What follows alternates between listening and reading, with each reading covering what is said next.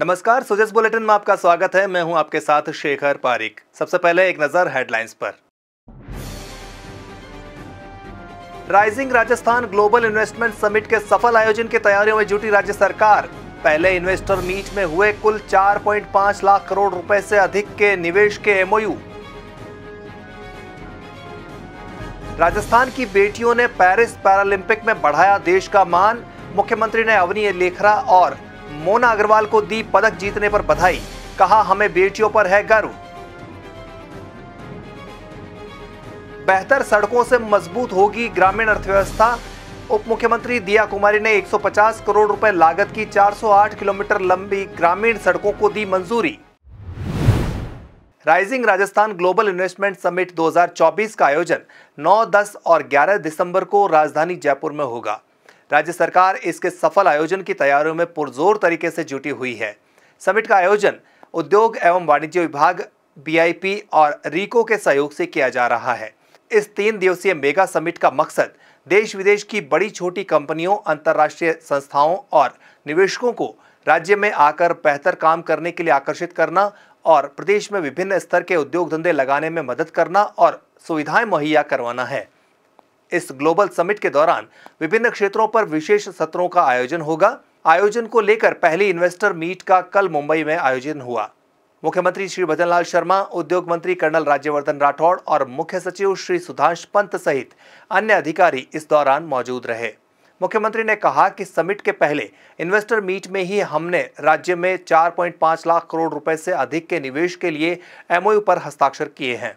निवेशकों और उद्योग जगत का दृढ़ विश्वास ये बताता है कि राजस्थान में अपार संभावनाएं हैं। उन्होंने कहा कि मुझे पूरा विश्वास है कि अगले 5 वर्षों में ही हम राज्य को 350 बिलियन अमेरिकी डॉलर की अर्थव्यवस्था बना सकने में सक्षम होंगे।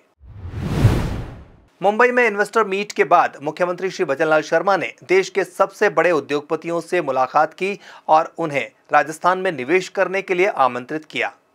मुख्यमंत्री से मुलाकात करने वालों में महिंद्रा एवं महिंद्रा ग्रुप के chairman Shri Anand Mahindra, JSW group के chairman Shri Sajjan Jindal, Procter and Gamble के भारत और दक्षिण एशिया के managing director Shri Kumar Venkata Subramaniam, Vedanta group की नॉन एग्जीक्यूटिव डायरेक्टर और हिंदुस्तान जिंक की chairperson Sushri Priya Agarwal, SR group के group director Shri Anshuman Ruia, Avaada group के chairman Shri Vineet Mittal, Imagica entertainment के सीईओ श्री धीमंत बख्शी और यूपीएल लिमिटेड के श्री राज तिवारी शामिल हैं।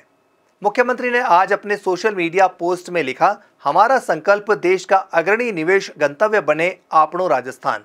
कल भारत की आर्थिक राजधानी मुंबई में राइजिंग इन्वेस्टमेंट समिट 2024 के तहत आयोजित इन्वेस्टर मीट में देश भर के प्रतिष्ठित उद्योगपतियों से शिष्टाचार भेंट की। इस अवसर पर उनके साथ राजस्थान के समग्र विकास और निवेश संभावनाओं पर विस्तार पूर्वक चर्चा की। हमारी सरकार राज्य को देश का अग्रणी निवेश केंद्र बनाने के लिए पूर्णतः संकल्पबद्ध है। साथ ही राज्य में उद्योग अनुकूल वातावरण निर्मित करने, आधारभूत संरचना को सुदृढ़ करने तथा नवीन नीतिगत पहलों के माध्यम से निवेशकों को आकर्षित करने के लिए दृढ़ता के साथ प्रतिबद्ध भी है। हमारी सरकार का लक्ष्य है कि राजस्थान न केवल देश का बल्कि विश्व स्तर पर आकर्षक निवेश गंतव्य बने, जो आर्थिक विकास और रोजगार सृजन में अग्रणी भूमिका निभाए। मुख्यमंत्री ने आज मुंबई के प्रसिद्ध सिद्धि विनायक मंदिर में दर्शन किए। उन्होंने अपने सोशल मीडिया पोस्ट में लिखा, आज मुंबई के सुप्रसिद्ध सिद्धि विनायक मंदिर में विराजमान भगवान श्री गणेश जी के पूर्ण विधि विधान से पावन दर्शन पूजन करने का सौभाग्य प्राप्त हुआ। विघ्नहर्ता मंगलकर्ता भगवान श्री गणेश से प्रार्थना है कि समस्त प्रदेशवासियों को सुख समृद्धि तथा आरोग्यता का आशीर्वाद प्रदान करे। वहीं मुख्यमंत्री ने आज मुंबई में माली समाज द्वारा आयोजित स्वागत अभिनंदन समारोह में समाज के प्रबुद्ध जनों को संबोधित किया। मुख्यमंत्री ने अपने सोशल मीडिया पोस्ट में लिखा कि इस अवसर पर सम्मानित जनों द्वारा बरसाए स्नेह और आशीष को शब्दों में समेटना कठिन है। आप सभी का मेरे प्रति यही आदर भाव और अटूट विश्वास विकसित भारत विकसित राजस्थान के महत्वाकांक्षी संकल्प को साकार करने हेतु अपार ऊर्जा एवं प्रेरणा प्रदान करता है।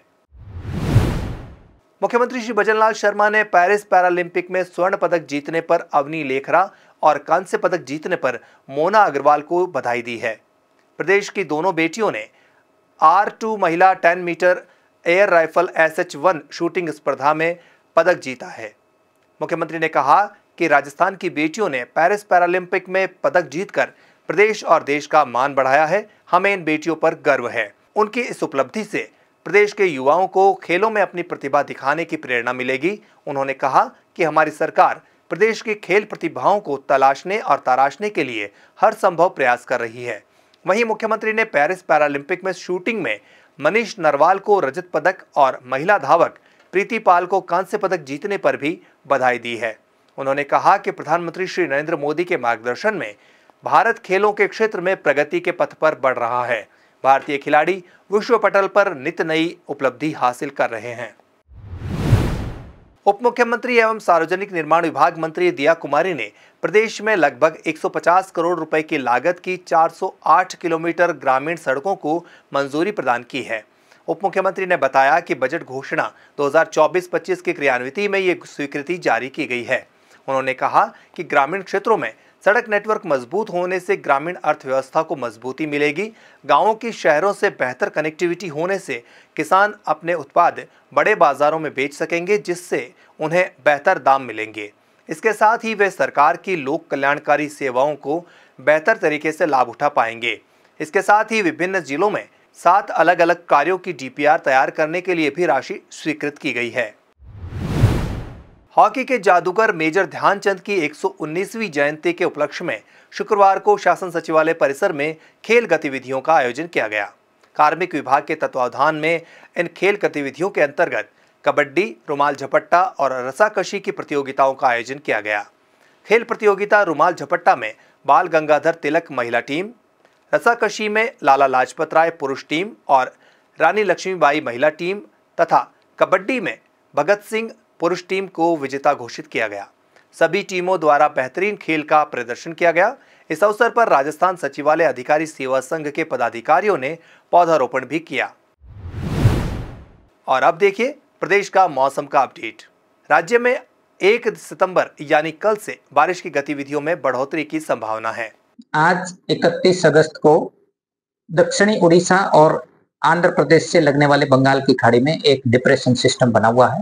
इसके अगले 24 घंटों में उत्तर पश्चिम दिशा की ओर यानी कि दक्षिणी उड़ीसा और आंध्र प्रदेश की ओर आगे बढ़ने की संभावना है। इसके असर से पिछले 24 घंटों में पूर्वी राजस्थान के कुछ भागों में मध्यम दर्जे की बारिश तो कहीं कहीं भारी बारिश रिपोर्ट हुई है। पिछले 24 घंटों में दौसा जिले के रहुआस में 101 mm बारिश हुई है। वहीं झालावाड़ में भी कहीं कहीं भारी बारिश रिपोर्ट की गई है। इस डिप्रेशन सिस्टम के असर से पूर्वी राजस्थान में अगले 24 घंटों में कई स्थानों पर बारिश की गतिविधियों में बढ़ोतरी होगी। आज भी कोटा, उदयपुर, जयपुर और अजमेर संभाग के कुछ भागों में दोपहर बाद मेघ गर्जन के साथ हल्की मध्यम बारिश होने जबकि कहीं कहीं भारी बारिश की संभावना है। पूर्वी राजस्थान में 1 सितंबर से बारिश की गतिविधियों में और बढ़ोतरी होने की संभावना है। राजस्थान के कई इलाकों में मध्यम तो कहीं कहीं भारी बारिश की जो दौर है वो कम से कम अगले 1 सप्ताह तक जारी रहने की संभावना है। खासकर इस सिस्टम का असर दक्षिणी और दक्षिण पूर्वी राजस्थान के अनेक भागों में रहेगा। पश्चिमी राजस्थान के जोधपुर, बीकानेर संभाग के कुछ भागों में अगले 2-3 दिन हल्की मध्यम बारिश होने की संभावना है। वहीं 2-3 सितंबर से पश्चिमी राजस्थान में भी बारिश की गतिविधियों में बढ़ोतरी होगी और कहीं कहीं भारी बारिश होने की संभावना बनी रहेगी। तो कुल मिलाकर फिलहाल जो परिस्थिति बनी हुई है इसके अनुसार अगले 1 सप्ताह के दौरान राजस्थान के अनेक भागों में फिर से मानसून सक्रिय रहेगा, कहीं कहीं भारी बारिश के दौर भी जारी रहेगा। इसके अलावा मेघ गर्जन, आकाशीय बिजली की भी संभावना बारिश के दौरान बनी रहेगी।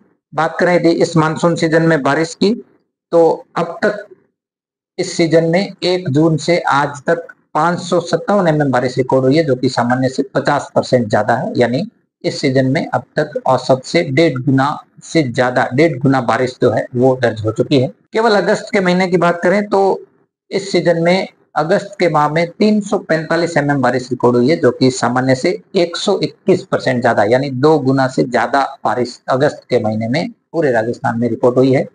जिलावार देखें तो एक भी ऐसा जिला नहीं है जहां सामान्य से नीचे बारिश हुई हो।